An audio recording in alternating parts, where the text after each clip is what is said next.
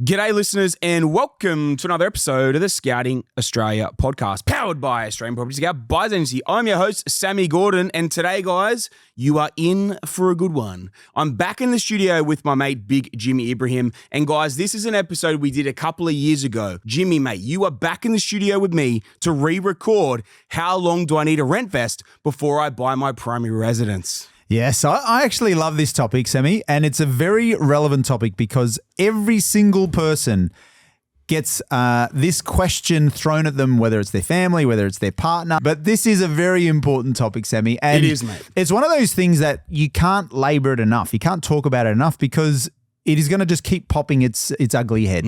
And so like every other topic we do, we revisit the principles. And this, for anyone out there, is just reminding you or reaffirming you're on the right track. Or if you're not yet made your move, then you can share this with your partner or your family, or if you're getting some heat that you should be doing this and don't do that.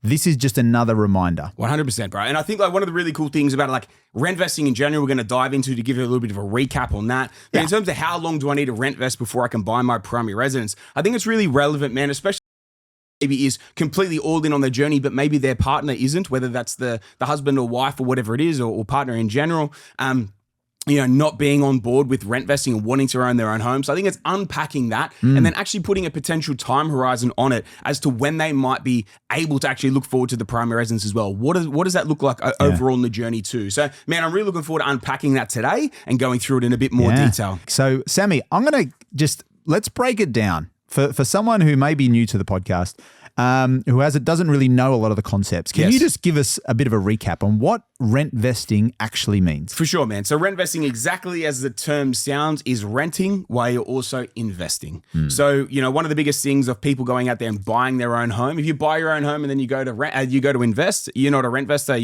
you're a primary residence investor, right? Yeah. But the idea of rent vesting, homeowner, man, exactly. But of the idea of rent vesting is, man, you're saving a lot of different things in terms of like while you're renting as opposed to being an owner. Things like your higher costs of actually ownership of property being council rates, insurances, stamp duty on the way into the property, all that sort of thing as well. But also there's typically a massive disparity in terms of cost between what something costs to rent versus what actually costs to own, both from a deposit perspective of getting into it, but then also from an actual repayment perspective versus rent as well, which is something we're going to dive into a little bit further. But the idea, man, is obviously renting, somewhere more affordable. A lot of the time somewhere where you want to live, so actually renting somewhere and then investing those surplus funds to actually build something more significant because you're not carrying that huge primary residence debt as well. Yeah.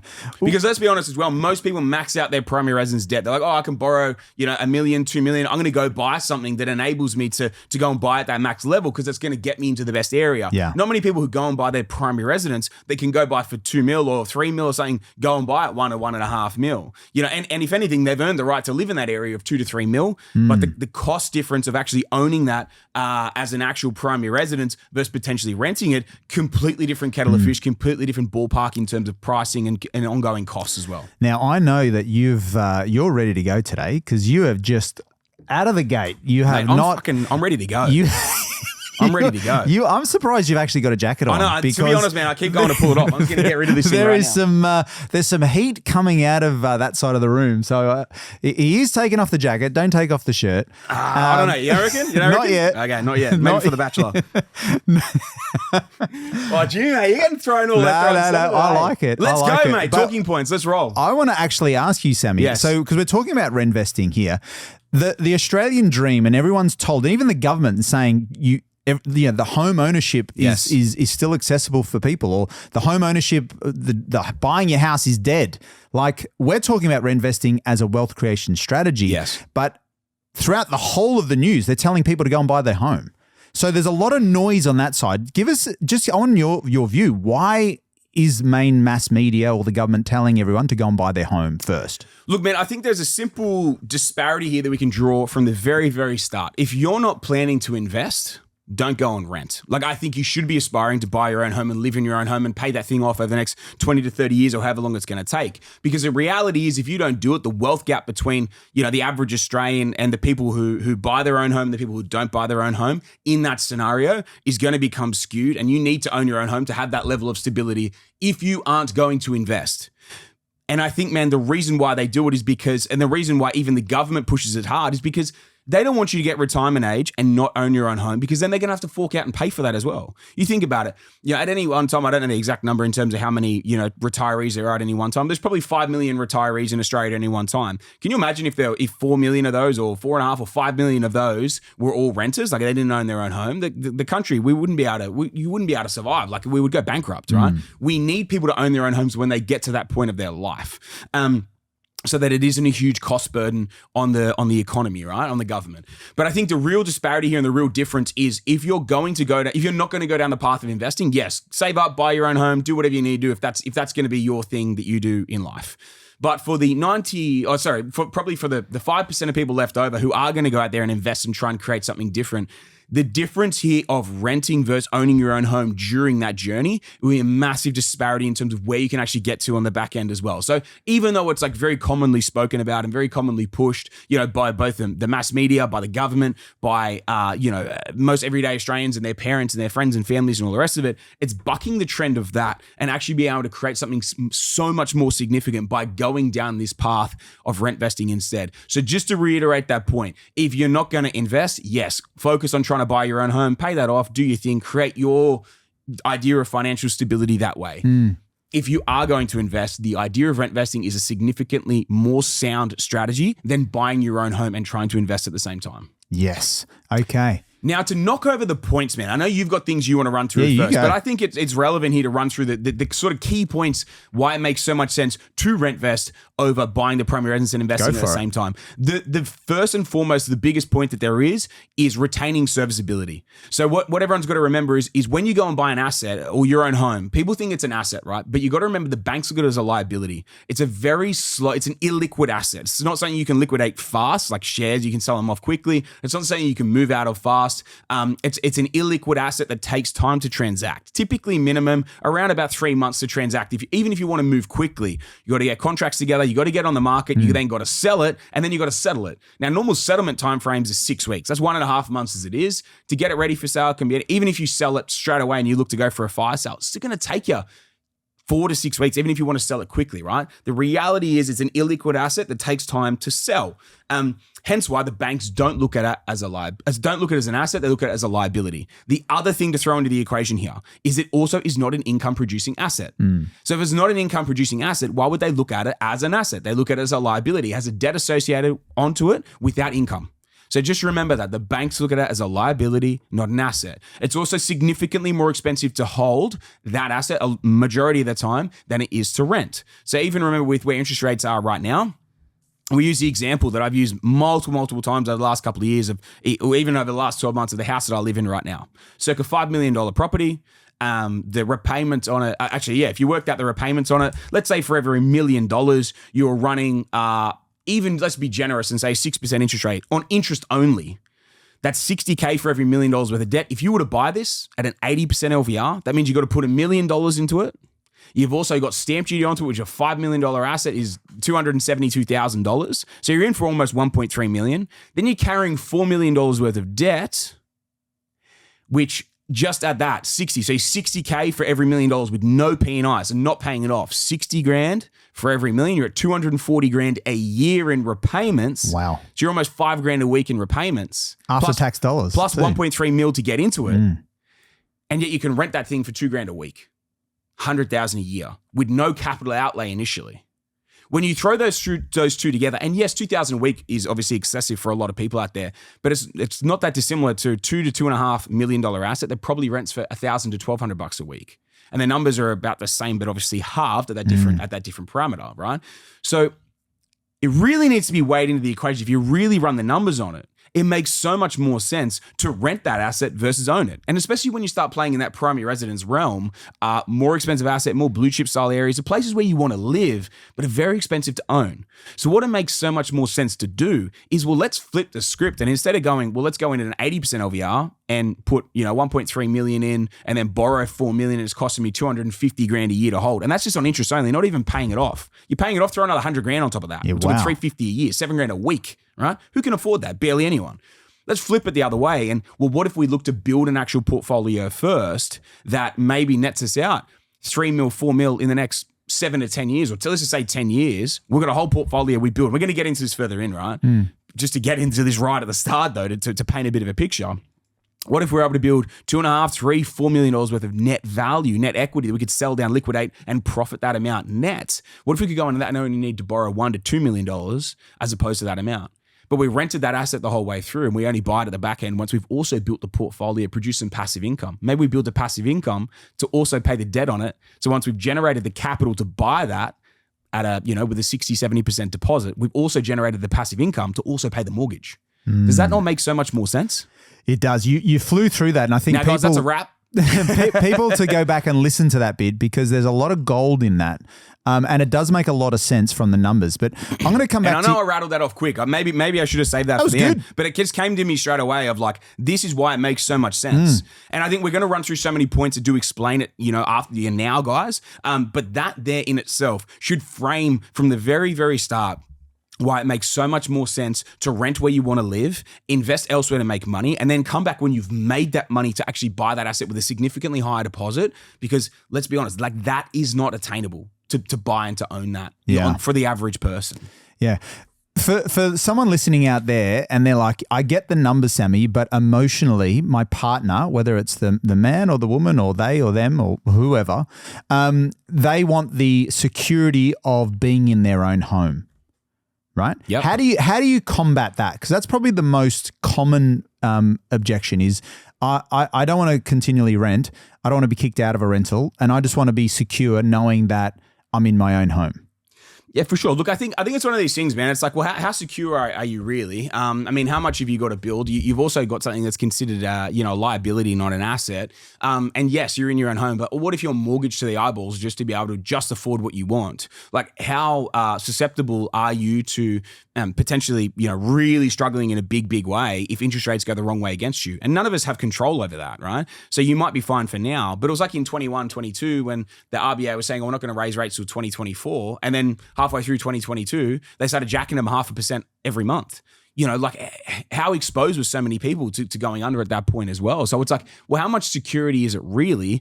And if you look at it from an investment portfolio, like everyone was like, oh, well, the investors are going to fucking tank and all the rest of it. Yeah, mate, our rents went up 50% that year. And it wasn't even in direct correlation to that, but a lot of people tapped out. We also had massive immigration, all these things that poise the market to go through this massive rental cycle. So like, as an investor, we benefited but from anyone that was an owner occupier, they would have gone through massive hardship of, potentially 2.5% interest rates, or some people borrowed for a primary residence of 1.99. They then went up by, 4.25%, like that's enormous. That's crazy. Yeah. They went from say circa 2 to 3% to like 6.5%, 7.5%. That's massive exposure in that time frame. So I don't see it as like security. Security is a fugazi in this world. When you're carrying a huge amount of debt. Yes, if you buy it outright or you've got very low debt level, maybe, but how do you get there? Yeah. So I completely disagree with the idea of going and buying your own home at 80 to 90% LVR and then thinking that's security. I don't agree with that. And most people are really maxing out their borrowing. Most people, when they buy their primary residence, for sure, we've found that they buy the most expensive house. So if you're just hanging on for dear life, how much of a dent are you actually making into your mortgage? Right? You're not. You're just making the bare essential payments. That's why you're locked in for 30 years. Yeah. Right? So 30-year mortgage, I mean, you're paying a shit ton of interest there. So when people say rent money is dead money, have they factored into the amount of interest you're going to be paying over 30 years? Wouldn't you say that's dead money? I think the difference, yeah, man, I agree with you completely. Like it's massive, because if anyone has never worked out, jump on the calculator on like CBA or some bank, right? You jump on the calculator, you see if you go for a 30-year term, let's say you borrowed $1 million, you probably actually pay back $2.5 million over a 30-year term. That's crazy. Like $2.5 million. That is crazy. That's crazy. And you might have bought an asset. Let's say you bought that. You borrowed $1 million to buy something worth 1.2 or 1.25, for example. You literally are paying back twice the amount of debt overall on that asset over the life of that loan, just for the privilege to have it. Like I don't see that as security, man. I also don't see it as a smart decision. The other huge thing, man, is typically the first 7 to 10 years, you actually just pay back the interest component. You don't typically pay back the principal. It's this skewed scale where you start paying back the principal in the back end of the loan, right? Or let's say it's a 30-year term, you kind of start paying a bit of principal, like in a decent way, in the mid 10 years. But the first decade, you barely pay any of it off. If you refinance or sell that down and go buy somewhere else, you just owned it and paid that additional amount as a privilege. and not really seen any real direct net benefit from it. And this then flows into my next point, which I think is almost the most important out of everything. Well, it kind of depends, but it's definitely one of the most important. And it is that, quite simply, it is extremely unlikely you are able to buy your dream primary residence right now anyway. So if we go through the bunny hop method of like, okay, sweet, well, I can buy something for $1 million now. And then in 5 years, maybe I can, or 3 years, 5 years, I can buy something for 1.5. And then another 3 years, 5 years, maybe I can buy something for 2.5. Let's say 2. And then I can go to 3. And then all of a sudden in 20, 25 years, I can buy something for 5 million. Sweet. Well, like over the years, and I actually jotted down some numbers before I jumped on this. If you were to buy something for $1 million, you're 40 grand in stamp duty, $25,000 worth of sales cost when you exit that out, right? That's just throwing nothing else into the equation. Not even throwing in, obviously, the additional mortgage you're going to be paying during that time frame, the additional expenses with your council rates and everything that your landlord normally pays for it. But just on the stamps and the mortgage, as stamps and the sales, you're at 65K. Let's say the next deal was at 1.8 mil. You got 81 grand's worth of stamps, $45,000 in sales costs. So pretty much losing 130 grand on the ins and outs in that. Then let's say 3 to 5 years later, you'd buy a property at $3 million. You got 150 grand in stamps and you got $75,000 in exits. You're pretty much at 230,000 just for the beneficiary of being able to transact on that. The beautiful part of transacting and bunny hopping in your own home. And then when you go to buy the $5 million house, it doesn't really matter because if you bought it at the start or you bought it at the end, or if you bought it on the way through or you bought it at the end or whatever, you're still going to pay that. But that's to buy a $5 million house, $272,000 worth of stamps. But you can see how you start talking about like 65K on the entries and exits, then 125 and then 230K. You know what I mean? Like all of a sudden we're not that far off $500,000 of transaction costs before you've even gone and bought the dream primary residence, which you're undoubtedly going to want to get to anyway. The other huge piece and the other huge component is if you are actually rent vesting, the really cool piece of it is your expectations or your desires in terms of what you can actually own as a dream primary residence also drastically change. So like what you may want now, because I remember when I kind of wanted a dream primary residence when I was in my early to mid 20s, when I started building a portfolio, it was probably something for like $1.5 million. Probably call it $1.5 million. I used to live down in the Southern Highlands, a nice home in like Burradoo with a nice house on an acre block or whatever. It was about $1.5 million, maybe $2 million for something really nice. Back then, right? Back then. Yeah. Yeah. And all right, maybe it's double now. So I'd say $4 million. Okay. 3.5, $4 million, something like that. But then you start going through the journey and then I get into my late 20s. I got a 10 mil portfolio. Everything else is going all right. I start like realizing that I'm doing all right in life and I've started building a pretty decent equity base and everything else as well. And then all of a sudden your goals start changing like, okay, well like that's pretty nice. But like I actually kind of like that thing there for like 6 or 8 million or something like that. Whether it's something on the GC or in Sydney or down the Highlands, Wollongong, whatever it is, all of a sudden your taste starts to change. And by the way, let's use like dollar terms back then as well. Because that's 1.5 to 2 mil for that asset I was looking at back then in the Highlands. And then when I moved down to Wollongong, which is before the other big boom that came through in COVID, the dream houses was like, I can't remember the name of the estate. But it's in Bulla, I think it is. It's right on the beach there. It overlooks the headland. There's this nice estate there. All the houses are like, they were like 3 to 5, 6 million, 6 million to get your palace, right? You start thinking about that side of things. And then as you start making more money, you start doing better, your portfolio starts to grow, starts to expand. All of a sudden you start looking at 10 plus. You start seeing what $10 million buys you, right? Out there in the marketplace. And I think the real key thing to take out of it, and you may think, oh, Sammy, that's nice for you to say because you've done, all these things and all the rest of it sort of thing. But everyone's got to remember, I'm nearly 16 years into a journey. I'm nearly 16 years into buying my first primary residence. Yes, I like nice things. And yes, I now have the ability to buy that style of asset. But you stick at this for 16 years, everyone will have that ability as well. Whether it's going from the $1 million place now that might be a primary residence to a 5 mil, or whether it's the 1.5 to 2 mil and then we go to 10, 15, something like that. Everyone's opinion or everyone's ability of what they can buy will change. And I think that's the biggest thing you got to remember. If you're in your 20s or 30s or realistically even your 40s, if you're in your 40s and you're in a home stretch to retirement age, let's be realistic. Like I think I even talk about myself, right? 16 years in the journey. How old are you, Jimmy? 44. 44. So 16 years into the journey on the dot is 60 years, which is retirement age. Imagine if you gave yourself a 16-year window to see what you could create. You'd be buying a $15 million home as well. In all reality. As long as it was nicer than yours. That's probably not going to happen because in 15 years, values would be doubled. So mine would be worth 30. Yours would be worth, it would be a $6-7 million asset in today's dollars. So sorry for you, but it's going to be shit and I wouldn't even come stay there. How quick is he on the comment? But let's be serious, right? Let's be serious for a second with this. He's like, if you're looking at that time frame, if you were starting now, if you gave yourself like a 10 to 15 year time frame to acquire the dream primary residence, That is a huge amount of time to be able to run in a marketplace. But if you might be 3-5 years into your journey already, like I know a lot of clients that are working with APS, 3-5 years into their journey, they're sitting at $2, $3, $4 million worth of net equity. I can tell you from personal experience, the hardest million to make is your first. The second is the second, and then it starts to roll. Like, especially once you go past your first million in equity, it starts to roll. The compound, yeah. Man, the compound is crazy. So like, you know, it might take you 3 years to make your first mil. It'll probably only take you 12 months to make your second. And then you'll be rolling it every year, a lot of the time after that as well, if not more, if you're scaling, trading, all the rest of the thing as well. So it starts moving very quickly. So man, it's a crazy sort of thing to sit in and to actually think about and to plan and to forecast with it as well. And the simple, harsh reality of it all is that if you're going to just go buy your primary residence, you're going to massively stunt that journey and that ability. But if you're willing to go and rentvest and actually work through this strategy, man, and build this strategy out and actually create a strategy that is going to build you a passive income at the same time as potentially build you, you know, these deposits to build towards a dream primary residence as well. But just be open to the fact that that could change. I'm going to leave that open-ended just to see how much I can build in the next 5, 7, 10, 15 years, something like that. You're going to be able to have a look at a very, very different style of asset and where you think might be a dream home now. Just remember, what I'm moving into now is not what I thought 10 years ago I was going to be moving into. Yeah. I never thought something like that was going to be on the horizon. I always knew I was going to be in a nice house. I always knew I was going to have a Ferrari at some point, but I didn't realize where I had the potential to get to. Everyone has that potential. What everyone's got to remember is how quickly I can scale, we can scale, APS can scale most people's portfolios to the first 3 to 5 assets, right? We're typically talking 12 to 24 months, right? If you're pushing hard and you're committed and we make it as quick as we can from every aspect. It took me, for the first 5 deals, it took me 7 years, 5, 6, 7 years, whatever the hell it was, to get to the first five deals, right?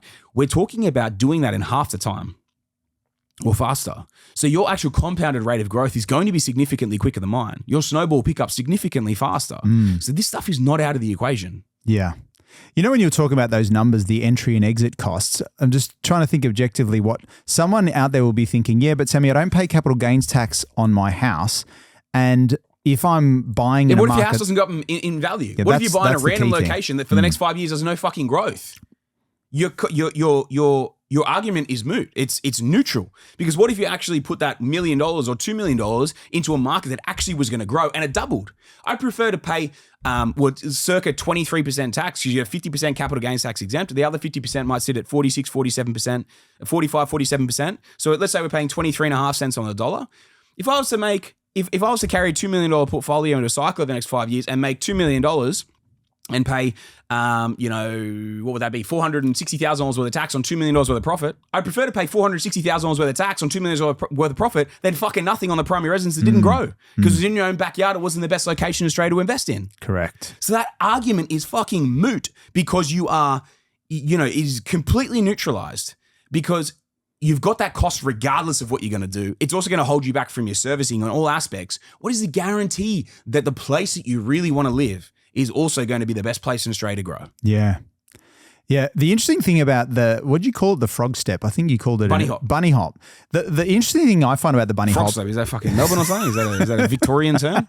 Elwood? The bunny hop. Was it the rabbit farm? Speaking of the rabbit farm, there you go, mate. 2 and 2 together. It took him 15 minutes, folks, but he is retired in 16 years. Hopefully, in a nicer house than yours.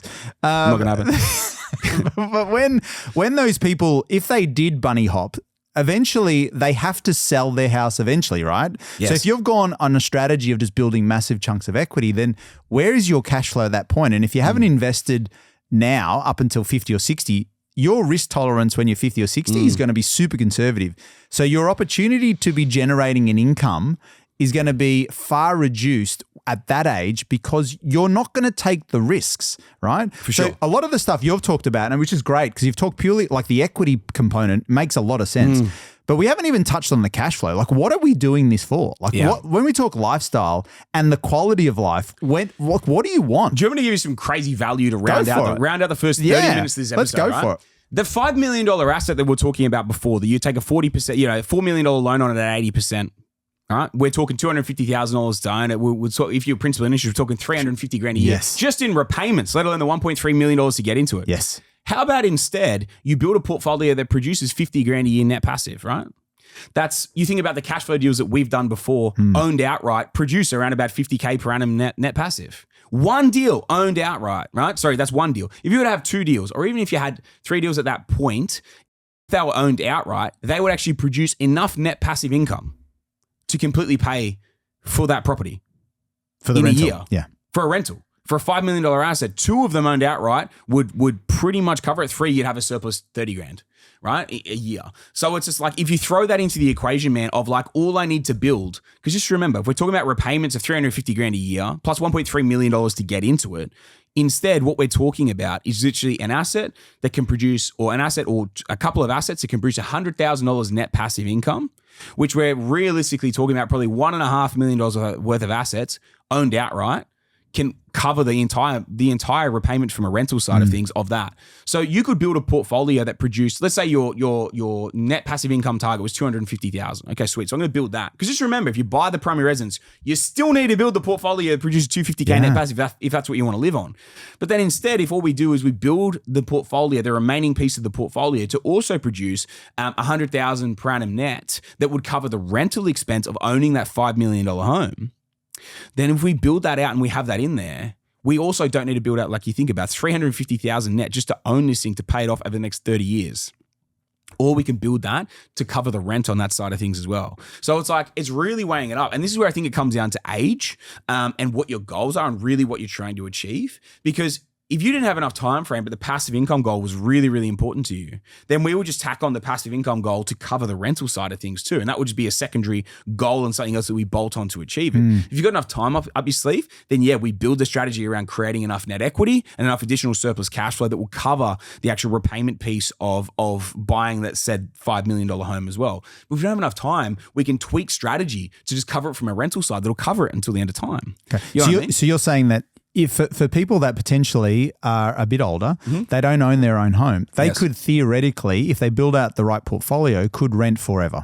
Is that what you're saying? Yes, for sure, man. I mean, this is the thing. Like, the more we move into the blue chip areas, the less it actually makes sense to own that asset versus renting it. Because there's idiotic blue chip investors and BAs and everything out there touting buy this stuff as an investment.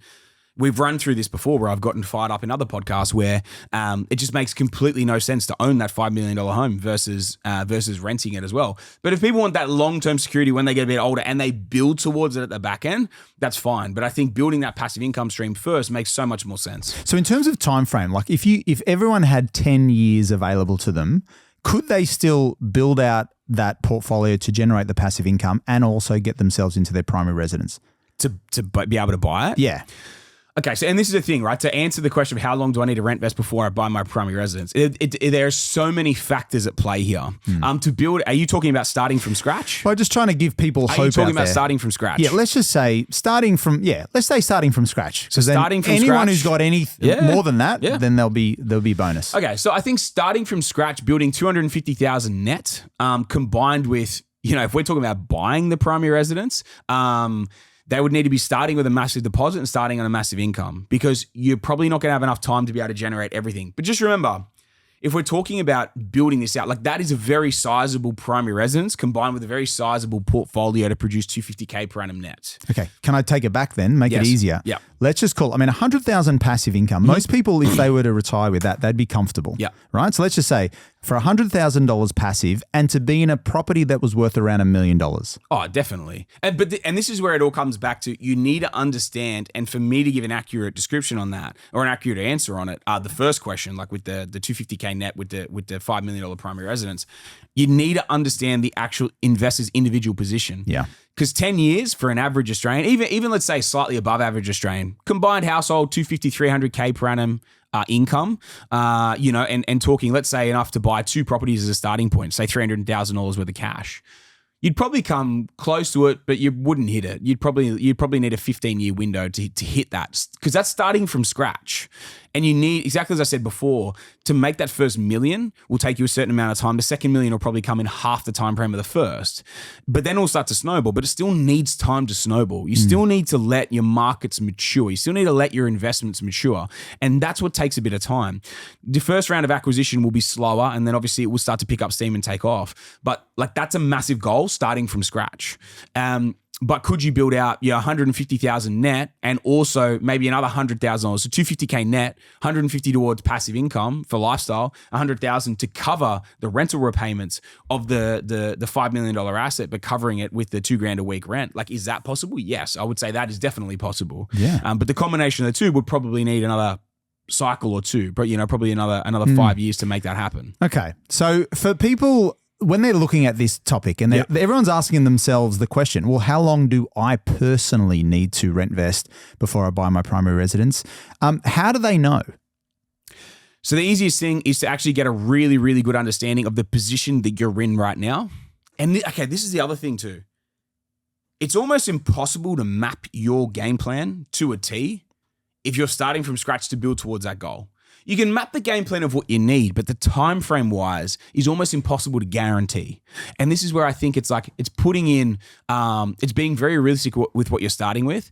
Be realistic with the end goal and what you need to get to. But then there's a strategy component. That's what obviously we at APS, and within School of Property, we help teach people around as well, is whilst you can't guarantee the time frame, you can still relatively guarantee the strategy required to get there. So what I would do is I would be mapping out each individual step.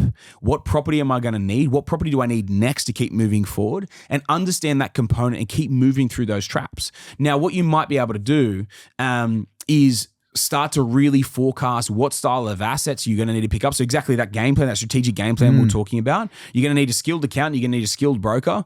And obviously my thoughts are you need a skilled buyer's agent as well to be able to execute on all these pieces, but you need a skilled team from that to then help you execute it from that perspective too.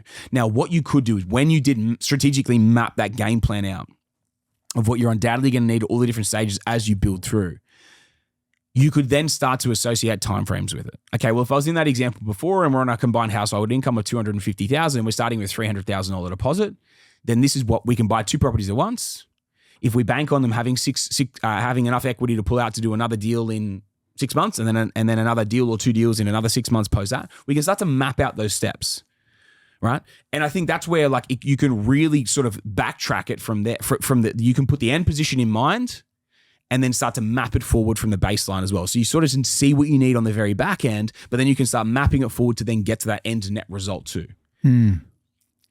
And I think what's really, and so that could then dial you back to give you a rough approximate time frame. And because you could put in, okay, well, let's say it's 6 months to get the first deposit out, and then it might be another 6 to 12 months to get the deposit out for the next 2 deals, right? To go from 2 to 3 to then 5, okay? But then in that example, let's say it's 6 months to get to there. Okay, sweet. So we might write down, okay, that's the first 6 months, but then 6 to 12 months to maybe get to the next 2, and then you might add 6 to 12 months. So then you're kind of giving yourself kind of almost like a best case and a worst case split there, where if you run that the whole way through, you might end up with an 8 to 12 year time frame based on best case and worst case scenario, if that makes sense. Yeah. And that's effectively how I would map it out and how I would build it out if I was myself doing it personally within my own situation. But I think what the cool thing is like that can give you a ballpark of best case and worst case. Okay, sweet. At what point do I hit the pendulum swing where I actually can now, the portfolio will now produce a certain amount of net passive income that actually might be able to supplement, let's say that $5 million home. Let's say we're already paying $1,000 a week in rent because we're moving into a rent vesting model. Okay, well, what point does the portfolio start producing $50K a year, another $1,000 a week? So I can now combine those two and now actually rent that property. So whilst I may not buy it and actually own it, I'm still living in that property and still living in that area and still getting that lifestyle piece. But it's only costing me $1,000 a week out of what we're already paying, which we're already paying anyway. But now I've got the combination of the net cash flow from the portfolio too. Yeah, and I love that. And so, you know what I mean, man? And so like that's how I would really start to sort of work it out and become more comfortable in my mind around it. But the other huge piece, man. Actually, is there anything you want to run through? No, just because trying to play devil's advocate. Someone's thinking, I love that strategy. What would you answer to someone who says, yeah, but Sammy, I could have bought a property for half the price 10 years ago that I really wanted to live in, and now I'm paying an extra $1 million or 1.5 million. Okay, so why didn't you? Well, because clearly they were rent vesting. Clearly they were rent vesting? Well, if they didn't buy it. Yeah. Were they investing? Were they rent vesting? Well, the house that they wanted to buy was worth, let's just call it $1 million. Yeah, I hear exactly what you're saying. Yeah, but they decided to go down this model. So I'm just trying to get them to think, even though they're paying an extra $1 or $1.5 million 10 years down the track, they wouldn't have the portfolio that they've already got. That's a very, very simple answer. in the last 10 years, if you've been rent vesting, let's just say, for argument's sake, every year for the first 5 years, you bought one property a year. Cool. You got a 5-property portfolio. Every year for the following 5 years after that, you bought 2 properties a year. Cool. You got a 15-property portfolio. Do you think you would have made $1 million in net equity over 10 years from a 15-property portfolio for the way that the property market has performed over the last 10 years? I can tell you probably made in the vicinity of probably $3 to $5 million. So when you liquidate that $1 million home that's now worth $2 million, you look at that thing and go, holy fuck, I would never buy that thing. Now I'm buying in cash the $5 million primary residence. Yeah, good call. Yeah. So like if someone wants to play devil's advocate on it, sweet. Let's actually run the numbers of buying in any location. Even if you look at it in the last 5 years, let's say you did nothing for the first 5 years and the second 5 years you bought 2 properties a year every year in APS approved locations, you'd still be in the same net position. Yeah. You'd still be way further in front. 10 assets, you're probably making between, depending on the first ones compared to the last ones, probably, $200 to $400,000 per property. Pretty simple maths, $2 to $4 million. It's a really good point because that's exactly what, I knew you were going down that road. That's exactly what people need to think about and not get seduced into buying the primary residence too early. Have you found that even with current clients? Like, have you noticed some of them? Because I remember some of the clients sold off some cash flow deals to buy their primary residence. Yeah. I don't know if they're ruining the decision now, but do you find people get There's caught? a term that your partner doesn't like me to use in a lot of instances, and I won't use it because it's extremely we'll be off air. We'll be sued or off air or that is the description that I would use for those individuals. But sorry, moving on. What's your question? Have you found people get seduced? They start with the rentvesting approach. I really want to say it now. No, don't say it. Please don't say it. Can we just beep for the producer and everyone else, don't say it. Cody will be thinking, please don't say it. Everything's crossed at the moment. God. But do you find people get seduced into falling into the trap and they don't fully commit and execute the rentvesting strategy and they go too early in getting a bit of success and then transition and then get stuck? I would say 90% of investors fail. Actually, sorry, let me go beyond this. I would say 95+% of investors fail because they can't stick to a strategy. That's a really important point. If you want to succeed in property, stick to the strategy, stick to the game plan. Do not deviate. All the way through. Man. We create a game plan for a bloody reason. Yeah. There's a strategy that works. There's a formula that works. When you stick to that, you win. When you change strategy or when you deviate and you go, I want to buy the primary residence. Yeah, okay, there's a reason why you didn't get to the point you were supposed to get to. There's a reason why you only ended up in the $2 million primary residence, not the $5 million in cash. Because remember, in the 10 years, you bought that thing for $1 million and an 80% LVR. You had $800,000 of debt on it. In 10 years, you've probably paid it down to $600 or $550 or something, whilst your portfolio has grown to $5 million plus in that time frame. You know what I mean? It's like there's a reason why people get stuck at mediocrity and they get stuck in middle class. It's because they think like the middle class and they get seduced, as you say, into making these middle class sheep herd decisions. Follow the herd, follow the opinions of the families and the friends and the masses. Get the results of the family, the friends, the masses. You want something different. You have to do something different. And it's fucking hard. It's never nice to be like everyone else is buying it. It always feels weird. But there's a reason why it feels weird and it feels different and it feels hard. Because it's not the normal thing to do. But that's the reason why there's so few people that ever get there. And so it will feel weird. It will feel different. It will feel hard. Until all of a sudden your bloody portfolio starts snowballing. They tapped out at the critical point. They tapped out at that 2-3 year mark where they finally made their first $1.5 million. And it was just about to snowball into making it every 12 to 18 months. You know what I mean? Like, and then they're doing it every 12 to 18 months. Like, well, how much are you making? But they tapped out at that critical point. And man, they are the people, in my opinion, that actually live with the most regrets. It's not the people that buy the primary residence at the start and never commit to rentvesting because they never knew what was possible. And they were happy. In 20 years, they started making some extra repayments. They paid off in 20, 25, 30 years, whatever. They're happy. They lived a good life. They're whatever. They didn't know any different. The people who tapped out early and took that extra mil to buy instead of buying the one, they bought the 1.5 or the 2 or whatever it was. They got the regrets because they saw the markets then explode and everything they lost out on and missed out on. It's the, what's your favorite saying? It's where the rubber hits the road? No. What is it? Is it mistakes? No, it's failures and mistakes. Oh, yeah. Failures weigh ounces, regrets weigh tons. You know, and man, if you think about it and you look at it, you could have failed in fucking whatever, but like the regrets of like of getting these strategies wrong, especially when you're on the right path. Like we talk about people selling out their cash flow deals. Man, like we talk about falling off the bandwagon. Like let's look back in 5 to 10 years and see who's really got regrets from that or longer. The regrets that come from the back of that, man, are immense. Just throwing another curveball at you, Sammy. Yes. What if someone owns their house, right? They've got very little debt, if not paid it off, because they've come across the podcast. They've just worked paying off their mortgage, right? And now they're sitting on $500,000 to $1 million of equity, got low debt on their primary place of residence. It's cheaper to live in their house than to rent in the area they're living. Kids are at schools. What advice would you have for them? Man, it's a great question. It's a great scenario to unpack. Firstly, well done to anyone that's got into that position. And then it's a strategic decision of understanding how much equity could I release out of that thing. Because the other beautiful thing, if they've got no debt on it, they can pull $500,000 out the whole for investment purposes. The entire $500,000 is investment debt, so they can actually now write it all off. So it's a tax deductible expense. And then, man, then they can start and build a portfolio from there as well. It really depends on serviceability, because if they could only pull out a few $100,000 and it sort of like handicaps them and hamstrings and all the rest of it, then man, it's one of those things of what is the actual net beneficiary of holding that asset versus potentially selling that asset and moving on. The first question I would ask in that scenario, actually, the one that I forgot to ask, the first question I would ask in that scenario is this your dream home? That's a really good point. More than likely not. More than likely not. I would say 95+% of the time, not. Yeah. And I've had clients, a lot of mentoring clients that have had this decision in front of them and they've sold the primary residence because it's worth, let's say 1.2, 1.5 mil, even 2 mil. What about the client that had a $5 million? Who's your client that sold that because they wanted a $10 million primary residence? Yeah. I won't obviously disclose their names. But they mentoring clients of mine that sold. I think it was circa $6 million. Sold it off to cash up. I think they had circa $3 million worth of debt on it. So they $3 million in the bank. And then, man, absolutely exploded what they did in their portfolio. So it's like, because it didn't actually provide them what they wanted.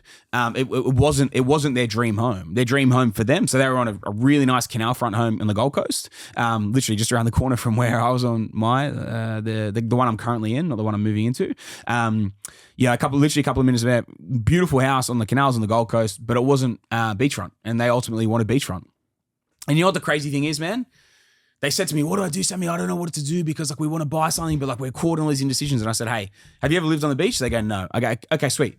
How about this? How about you rent on the beach for 12 months? Just make sure you actually want to do it. Sell it. We'll put all the money to work. Rent there for 12 months. Make sure you love it. And then if you do, then mad. We'll build a strategy around that style of asset." They sold the primary residence. They couldn't find a house on the beach they really liked to rent. So they rented an apartment on the beach. Sammy, it was the best decision we ever made. We thought we wanted a house, 10, 20 million. We fucking love this apartment's worth about $3 million. Saved themselves $7 million. Mate, and that's what, and the thing is, in something they're happy with. They can lock it up, they walk, they leave, all the rest of the sort of thing. They love it. Yeah, wow. They absolutely love it.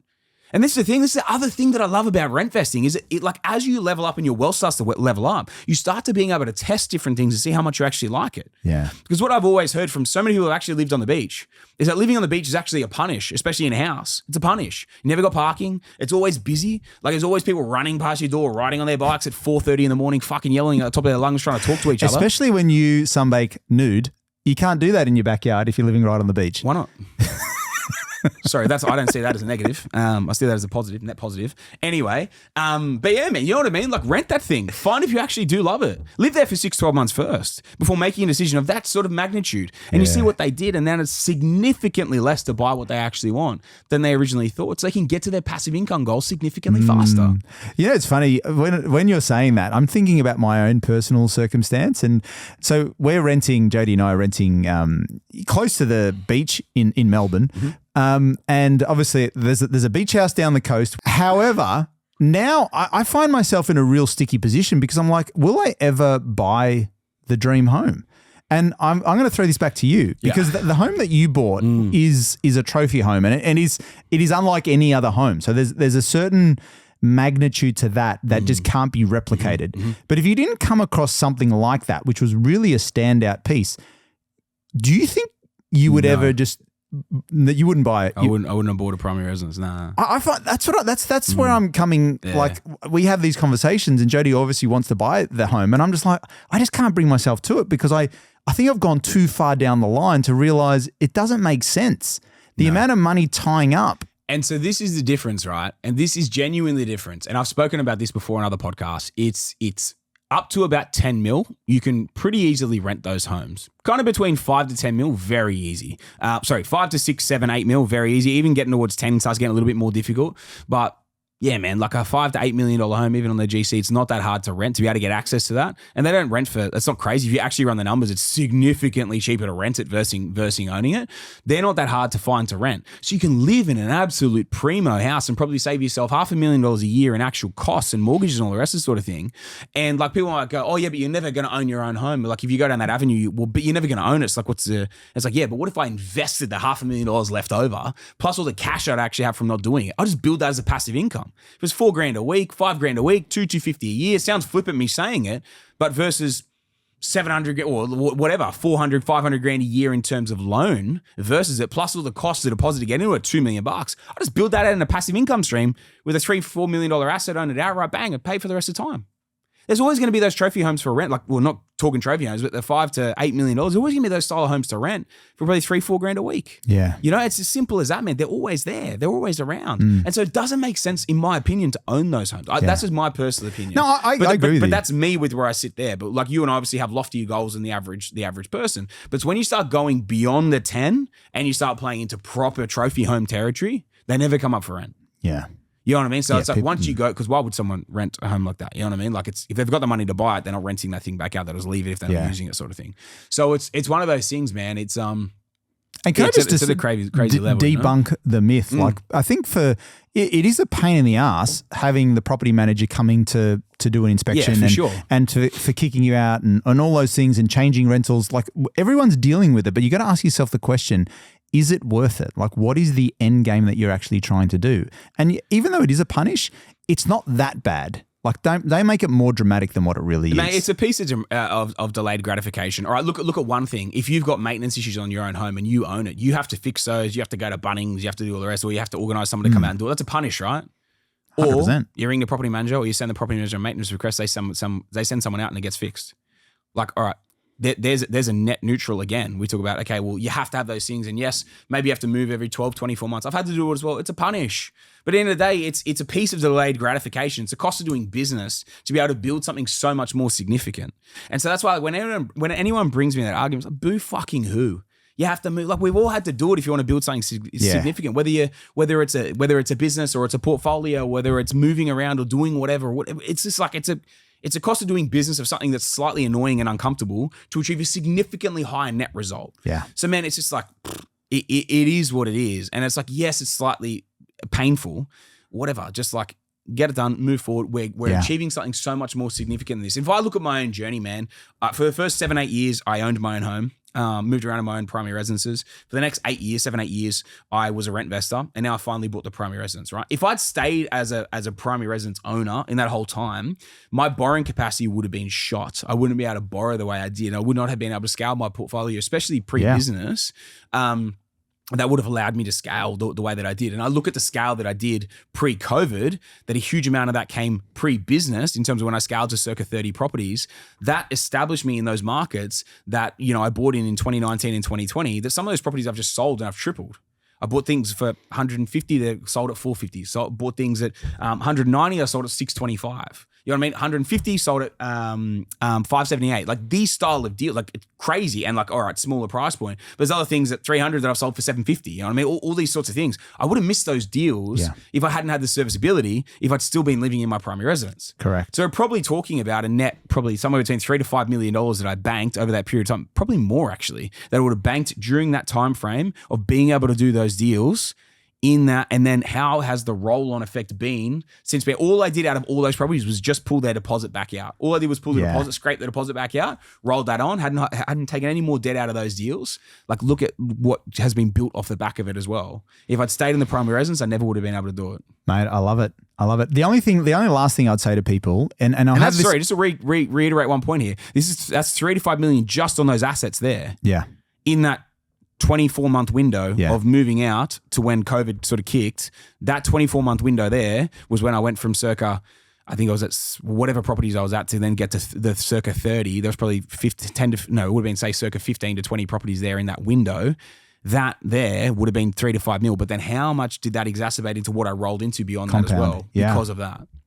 The last thing I would just say, Sammy, because I think we've covered a lot of great points. Yeah, man. And we've talked about some lofty numbers, right? Yep. But for people listening, none of this is owed to you. Like, don't just randomly think you deserve to generate passive income. And that's why when we harp on about strategy and education, like, what are you prepared to do to actually attain it? If you're getting advice from people who haven't done this, stop listening. Like, you can't listen to people who have no idea and just have an opinion. And this is not guaranteed to you. You have to be intentional. You got to go out there and make it happen. So dealing with the shit is part of the process, and dealing with the right people like your strategist at APS. Every strategist is on that journey. They're already 10 plus property in their own portfolios. Who better to guide you? That's why when people question, I'm not too sure, I'm like, what do you mean? What's left to actually think about? So make sure, if you really want this, that you're prepared to do every single step. And by not doing anything, that's a decision as well. Don't come back 10, 12, 15, 20 years later and say, I didn't because of this. No. You had the opportunity. It was the decisions you either did or didn't make. And everybody can do it. This is not for a select few. Anyone listening to this, you can make something change. It all just starts with you first. Jimmy, man, I love it, man. I love it. And it's a great way to wrap up. I've got one final thing to sort of throw in. It's 2 points. The last one's going to reiterate your last point there. But the first one being, man, like you can't save your way to retirement. It's as simple as that. You can't save your way to retirement. Yes, you Correct. could maybe pay your way off, pay your way off your home, but you cannot save your way to the financial future that you actually want. It's just not going to happen. You have to invest. And if rentvesting has to be a part of that strategy to be able to take you to a different level, beautiful. Embrace it, take it on, and run the numbers from a serviceability perspective. And I guarantee you they'll change your mind. The second point is the thing that you kind of wrapped up with there as well is no one owes you anything. The world does not owe you a fucking thing. You have to be able to get out there and make it happen yourself. It's as simple as that. You don't deserve $250,000 net passive and a $5 million portfolio. From fucking who? You have to earn it. It's an earned right to be able to create that thing. Your parents don't owe it to you. The world doesn't owe it to you. Fucking God, Jesus, Allah, Habib, all the rest of it. No one fucking owes it to you, all right? You have to earn it and create it yourself. It's as simple as that. And I threw out some numbers before 15 years to create that. If that makes you feel uneasy, then maybe you should change your goals because you're not willing to commit to the way and the time frame that it's going to take to get there. But if you need to rentvest and you need to commit to a 10 to 15 year window to create that, but that gives you $250,000 per annum net passive. Now, to remember one thing here, per annum net passive. So for the rest of your fucking life, so every 4 years, you're getting $1 million net to not do anything else in the rest of your life. Yes, that is going to take some work and some sacrifice to get to that point. Combined with a $5 million primary residence, maybe putting $3, $4, $5 million into that home. Yes, it's going to be a mission to get there. But you're also going to create something so much better than anyone else can get to as well. Well, hopefully there's people around you that get inspired by it and they go on the same journey as you. But if 15 years scares you from getting there, like that's what it took me to get there. If it scares you from getting there, maybe you need to realign your goals, or maybe you need to do a reality check on yourself and how committed you are to this side of things as well. Either realign your goals or realign your commitment to the side of things as well. Because to reiterate, one final point is no one and the world do not owe you a fucking thing. You need to create it yourself. And if this is a strategy to get you there, then suck it up, stop crying, commit to the process, and I guarantee you the result you get out of the back of it will inspire you more than anything else you've ever done before, and it will empower you more than anything you've ever done before. And as that roll on, as that momentum builds, and that compounding interest builds, that compounding growth builds, you will see the light and you'll see where it comes from. And then you'll start to picture, you might not right now be able to picture the 5 mil or 10 mil portfolio, but I guarantee you when you start building and you have 2 mil, 3 mil, $5 million worth of net equity, you're sure as shit going to be able to see to that point. And it's all going to feel very, very worth it. So have a good reality check on everything, both on your goals, on your commitments, on everything to do with that side of things. And if it doesn't align with this, maybe you need to really look at pushing the needle with it or realign your goals to something more around what you're comfortable doing. So I think you nailed it, Sammy. Mate, that's the easiest way I'd probably sign off and say this. I know I got a little fired up around a few things here in this pod, but I think it's super important. Relevant because none of this can be flippant. We're talking huge numbers here, guys. We're talking 5 mils, 10 mils worth of portfolios, and we're talking equity. We're talking net value. to be able to hit these sorts of things. These are not small numbers. These aren't easily attained. So if you're willing to commit and go all in and create things like this and do things like this is how you actually succeed at the game of property and get there. It's not having some fugazi. It's not, being airy-fairy with numbers. It is being as specific as possible and committing to the game plan that's going to get you there. If your partner's not on the same boat as you, would you just send them this podcast? How would you broach that? Yeah, man, I think so. I would listen to it with them. I wouldn't just send it to them. I'd probably listen to it with them. And then if there's anything I want to ask on the way through, you could ask or say, hey, write down your questions on the way through and then I'll answer them with you at the end sort of thing. School of Property members, APS memberships and stuff as well. Guys, send in your questions if you want to jump on. Any questions around rent vesting, once this one pops out, we might even create like a first 30-minute segment in the next Q&A where you guys can run through your rent vesting questions with me live on air within that too. So we might drop this maybe the Monday before the next Q&A, the next webinar is SOP webinar, Q&A webinar. We might drop this before the next one. Any questions you've got to bring, send them in early or make sure you're on there on time and you punch those questions in straight away. And we might start it with the first half an hour and any questions on rent vesting as well. Because guys, I know the power of this. I know how powerful it can be for your portfolio. I've witnessed and experienced it myself as well. I want you to be able to take advantage of it in the same way too. I think we nailed it, Sammy. Let's wrap it up. Beautiful, Jimmy, mate. As always, bro, thanks you for coming and joining us in the studio. Listeners, I hope you took some great value out of this. Anyone that needs to try and get their partner on board, hopefully this isn't too aggressive an approach to rent vesting and to winning. But really, I just get passionate about this stuff because I know what it's done for myself. I know what it's done for Jimmy and so many other hundreds of clients out there as well that have built significant wealth through going down the strategy of rent vesting too. So if you haven't sent it on, make sure you send on to someone else who could take some great value out of this rent vesting episode. How long do I need to rent vest before I buy my primary residence? And guys, until next week and until the School of Property webinar on Thursday night, I'll see you very, very soon. It's another Scouting Australia podcast.